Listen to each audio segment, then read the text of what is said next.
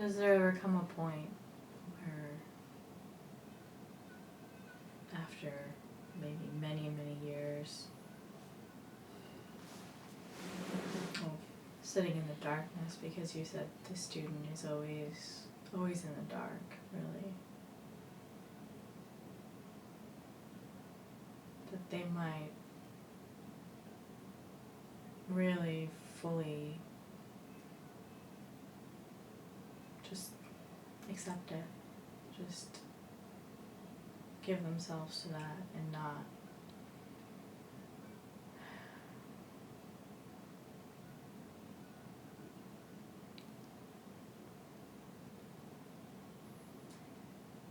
that the doubts, even if they come briefly, they just kind of go as if across the screen, and they don't have any meaning attached to them. It's just acceptance of the dark.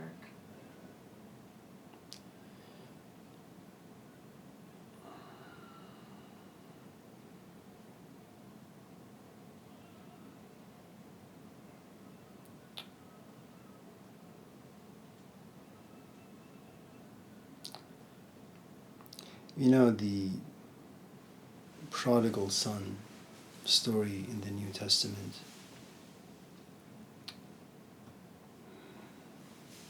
is so interesting.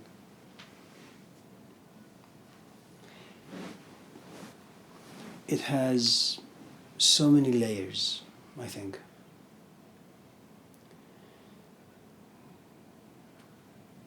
I know you don't know the story, so I'm just going to tell it to you. Since you've never taught the New Testament.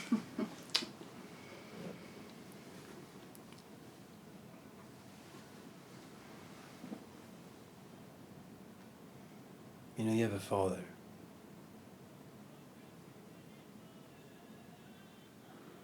And you have two sons.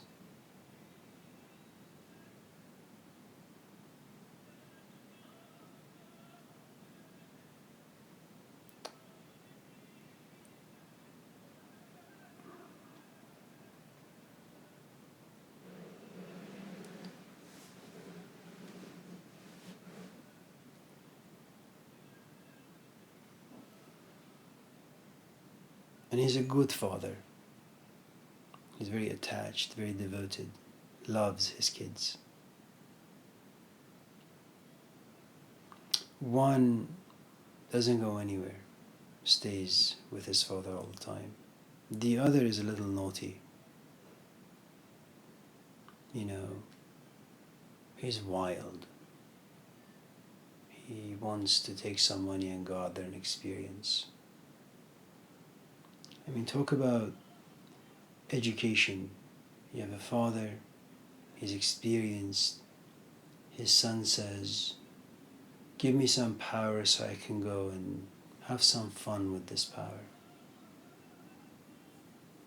The father, despite all of his experience, can't do much. I mean, the desire in the son is so strong that he's paralyzed. Now, the son believes that he has enough light inside him to know what to do with money, to know what to do with the desires given by money. He's not going to reach darkness anytime soon, where he says, I don't think I understand anything. Maybe I should go back to my father and have him figure things out for me. And that's really all of us. You know, you read a couple of books and you say, maybe I should go into the class now. I think I can teach now. A guy looks at you and he says, I think I'm ready for a relationship now. You know, you buy a house, I think I can make it into a home. You know, I mean, in that sense, all of us kind of fall into this prodigal son story, that all of us have power in some sense, in some shape, form.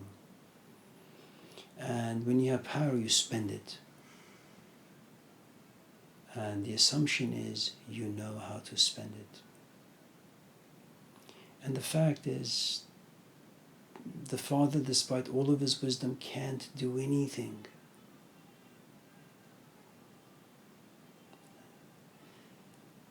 I mean, it's a great story for parents. It really, really is.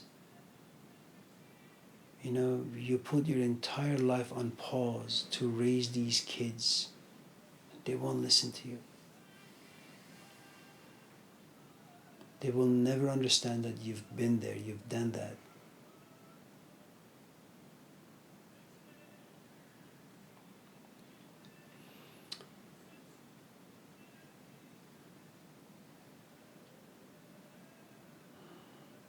And it's such a sad story.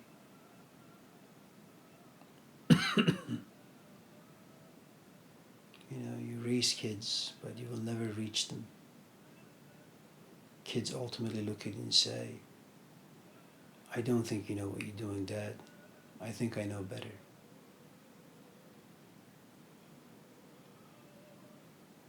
Every time we take Yusuf somewhere, we go out. He says, can we go to Target? I say, why? Toys. Are you kidding? Toys. We just got you one. Well, I want more toys. He has no idea where money comes from.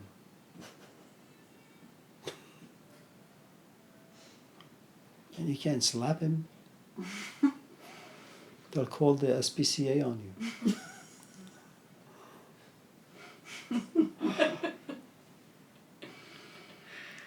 You know, and so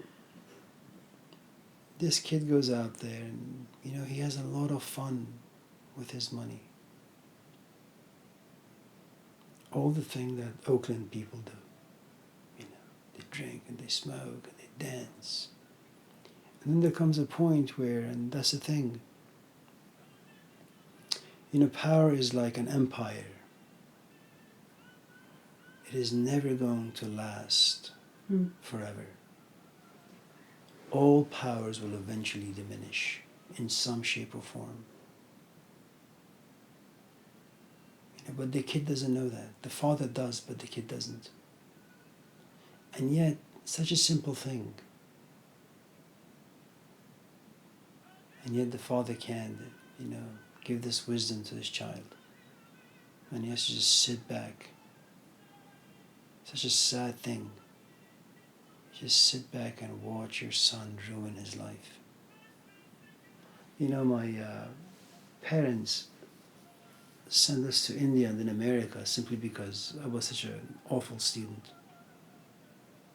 I got F's all the time. And they said, you know, we worry about this kid.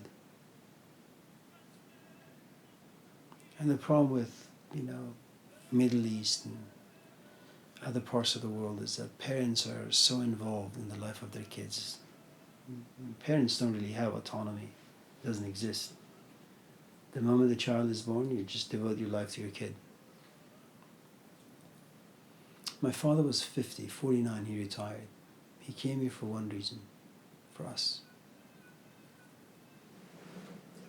You leave your mom, you leave your brother, you leave your sister, you leave your job, you leave your country, you leave your culture, you come here. What the hell do you do here? You wash cars. You don't even speak English. And when you speak, you say hello to your customers. They make fun of you because you speak bad English.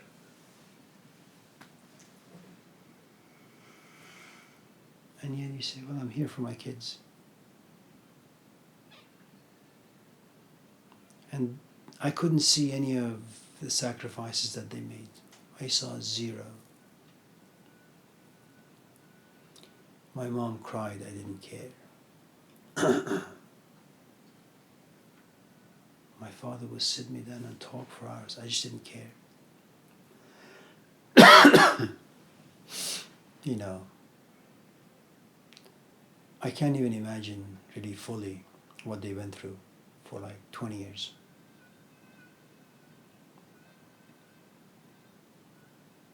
You know, it's difficult as a parent to just witness your own child ruining his life and not being able to do anything about it.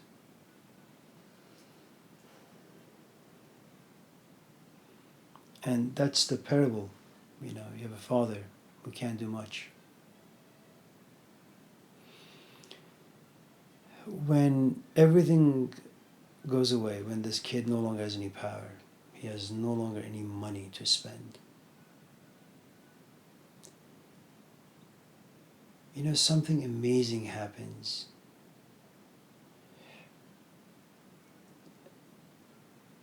You know, I wish whoever wrote this parable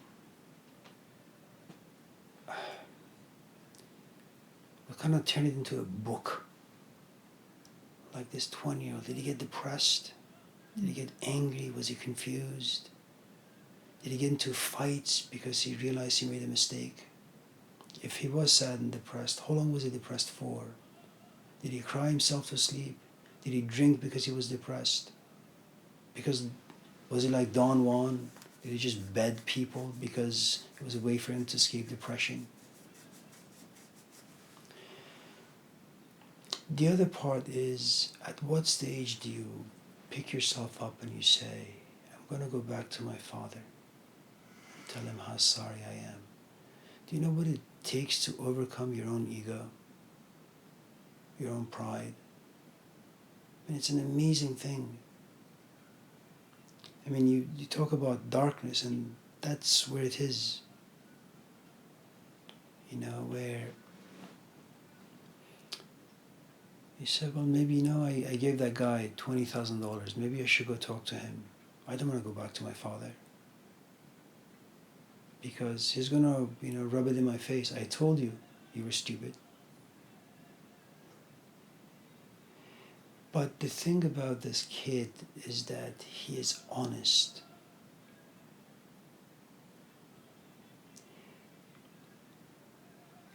And he knows, you know, and that there is this other phenomenon, which is, if you don't have a good relationship with your father, with your teacher, with the foundation that has kind of supported you all along, when you lose your power, you have no place to go. You know, it's like being married to someone, it's a good relationship for like 50 years and they die. And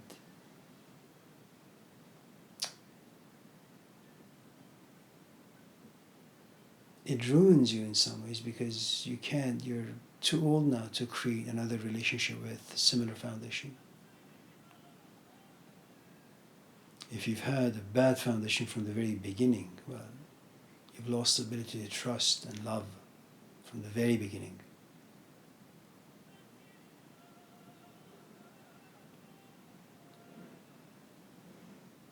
You know, this kid comes to realize how helpless he is, how stupid he's been. You know, it's one thing to realize that you're dumb and take that to the bank and say, I'm dumb, I'm sorry. Most of us say, well, I'm really quite awful. But then some time passes, you're going to say, no, well, I'm not really that bad.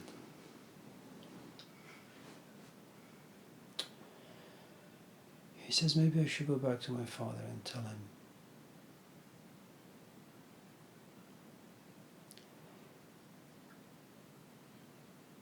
And it's very much like Bhai Sahib. You know, Irina insults him, offends him, accuses him of things. But his door is always open because he knows how students are.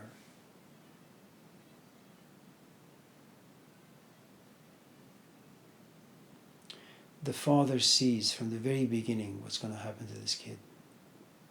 But the kid thinks that he has light. He knows what he's doing.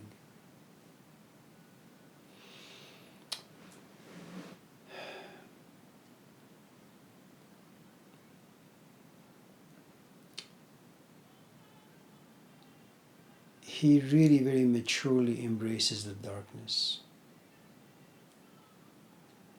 And that's a welding part that we spoke earlier. You know.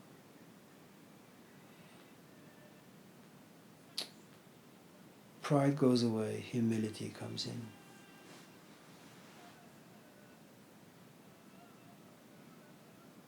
And his father sees that, doesn't punish him, doesn't reprimand him. But it has to be the right darkness. And you have to be at the right place in life where you can embrace that darkness.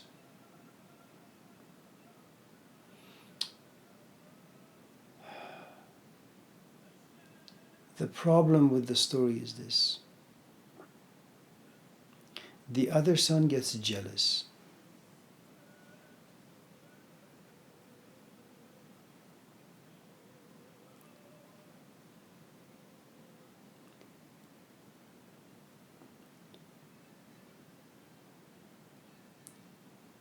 The older brother who never goes away, he has zero wisdom inside him. The brother who commits a lot of sins, he has a lot of wisdom inside him.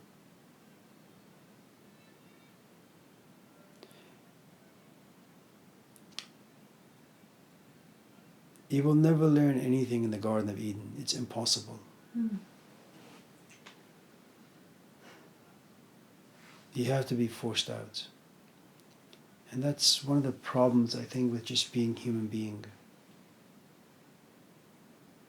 You think you know. Life tells you how stupid you are. And then you just don't know what to do with that.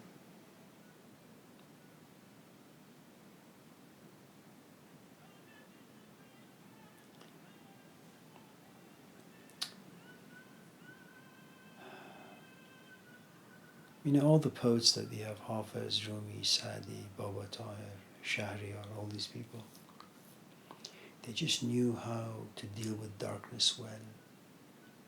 You had a culture that gave them the right emotions, the right symbols, the right amount of pessimism. You know, everything was set in place.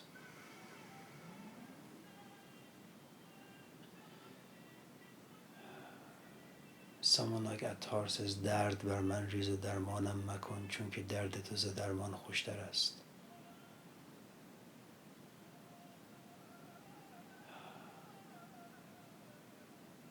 You know, just give me pain, give me more pain. Because when I forget, I become stupid. But pain keeps me awake. It's good. It may be sad, but it makes me write poetry.